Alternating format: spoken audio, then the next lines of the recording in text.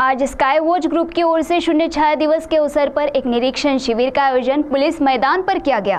तो आइए जानते हैं शून्य छाया दिवस के संबंध में स्काई वॉच ग्रुप के प्राध्यापक सुरेश चोपने ने विस्तार पूर्वक क्या जानकारी दी।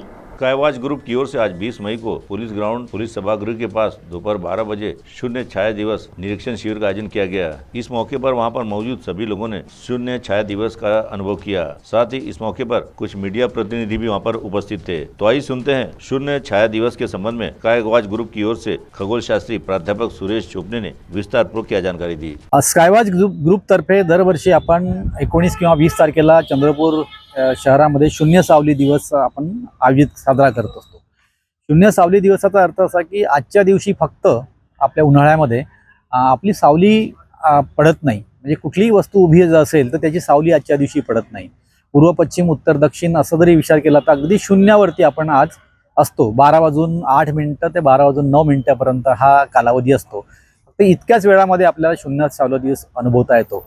नंतर पुन्हा 1 वाजेपर्यंत नंतर पुन्हा सावली आपली पडायला सुरुवात होते।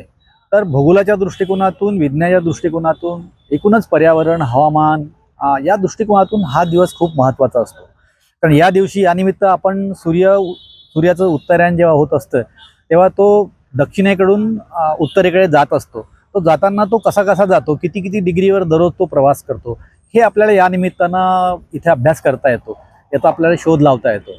आणि हा विषय महत्त्वाचा असल्यामुळे विद्यार्थ्यांसाठी किंवा इतर लोकांसाठी सुद्धा, कारण आज सर्वाधिक तापमान त्या शहरामध्ये असते, कारण सूर्य आपल्या डोक्यावर असतो आणि किरण सरळ आपल्या डोक्यावरती आणि त्या शहरावरती पडतात। आणि म्हणून हवामानाच्या दृष्टिकोनातून पण हा दिवस अतिशय महत्त्वाचा असा मानला जातो। CTV के लिए हमारे प्रतिनिधि वैभव यारकर की रिपोर्ट।